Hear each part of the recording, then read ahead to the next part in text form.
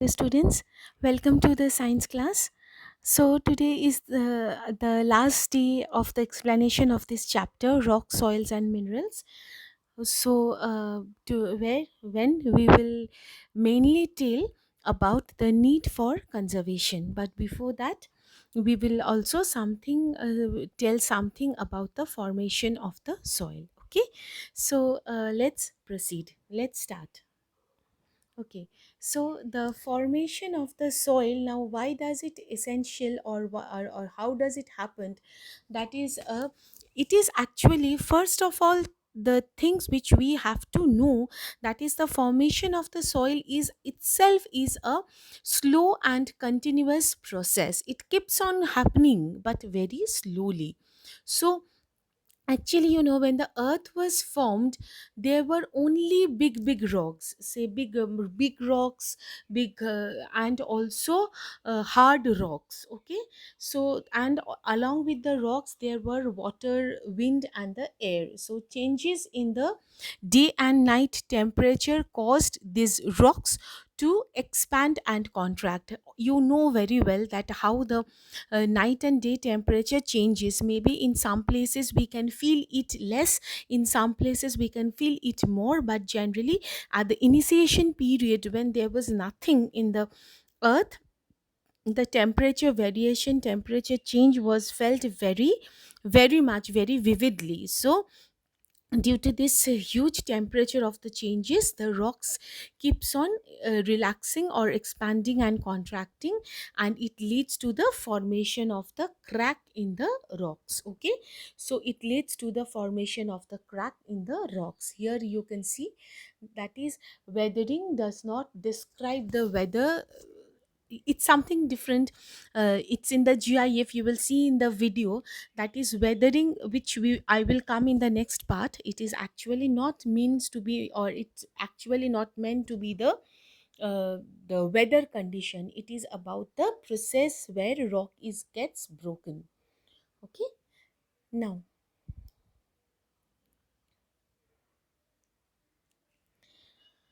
so what happens now due to this action of the heat? See, I told you that is the change in the temperature, and also due to the action of the other parameters like the heat, the rain, wind, water.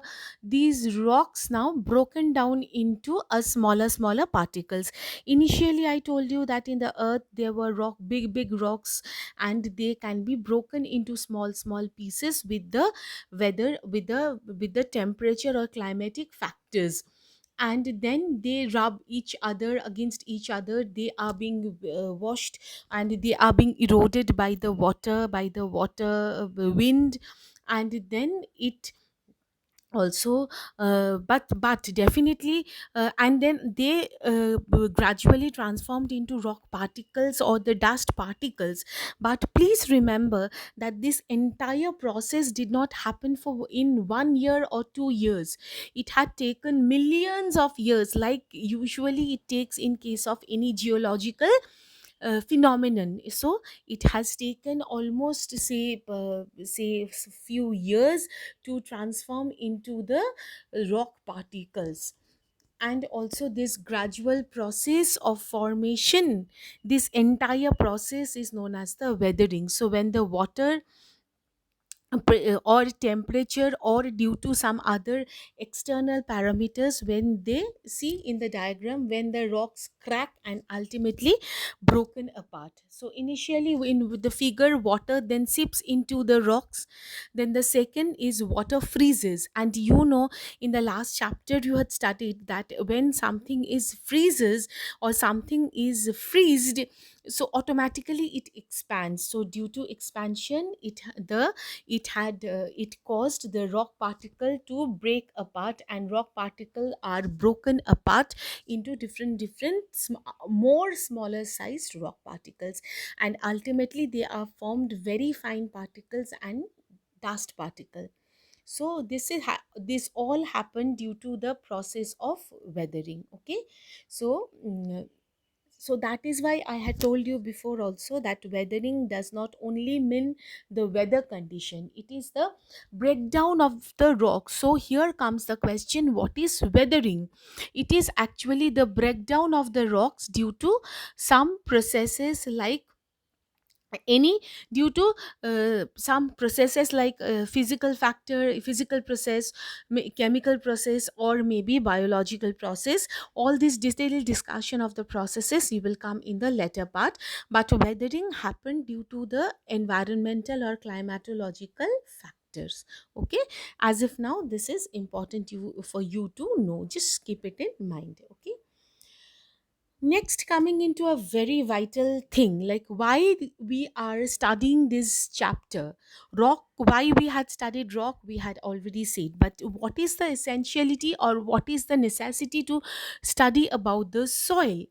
So when we tell conservation of the soil, it means to protect the soil from different processes which causing destruction or harm to the soil. Say for example, the weathering, erosion, blowing away of the wind, etc. Blowing away by the wind, etc. So loss of the topsoil now affects the growth of the plants, and so the crops, and so interdependence of the plants and the animals gets distracted, gets hampered.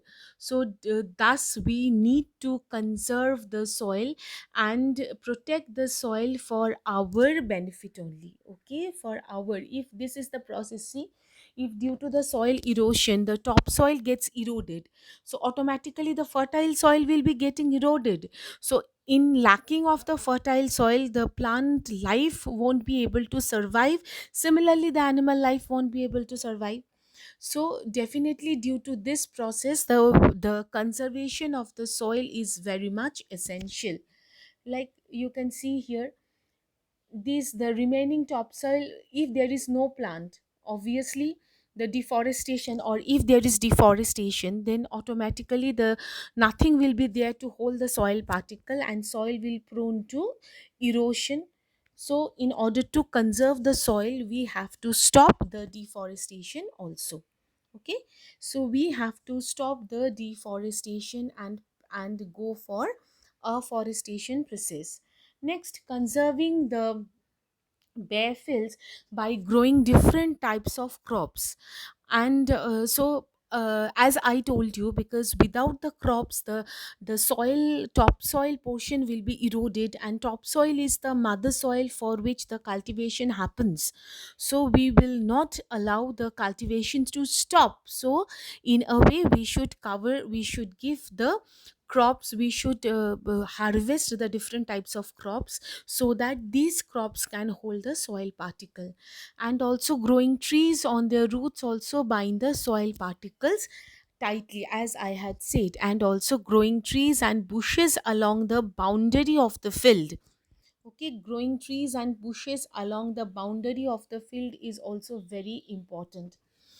And so that boundary will act as the windbreaker, where wind can break and erosion can be stopped.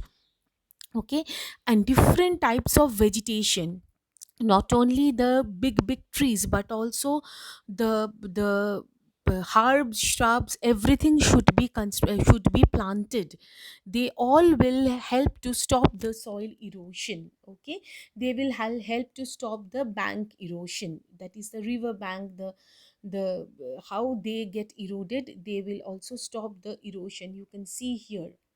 Okay, so different, so evaporation that will happen from the transpiration, that can uh, hold the soil particle, they can keep the temperature, they can cool, they can cover, they can help to maintain the soil, they and the grassroots also protect the soil surface or the topmost layer of the soil. Okay, so these are all different types of vegetation has to be planted in order to save the soil. And also the trees, they can also prevent the erosion by holding the soil particles. Okay, tree can also prevent the soil erosion by holding soil particles. Okay, so construction of the windbreaks as an useful method for soil conservation. You can see different plants are there which will stop or which will reduce the wind velocity, wind flow, as a result of which they will stop the erosion through wind.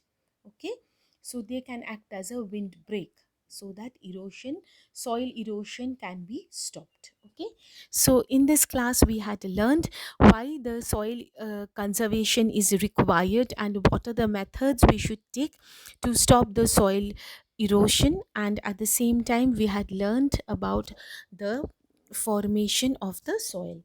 With this we have come to an end of this chapter.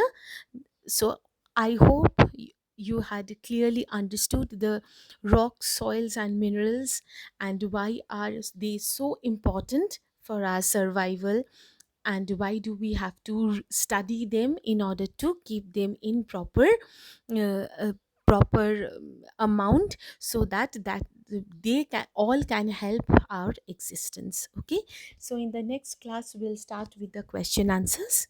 Till then, all of you stay safe, all of you take care.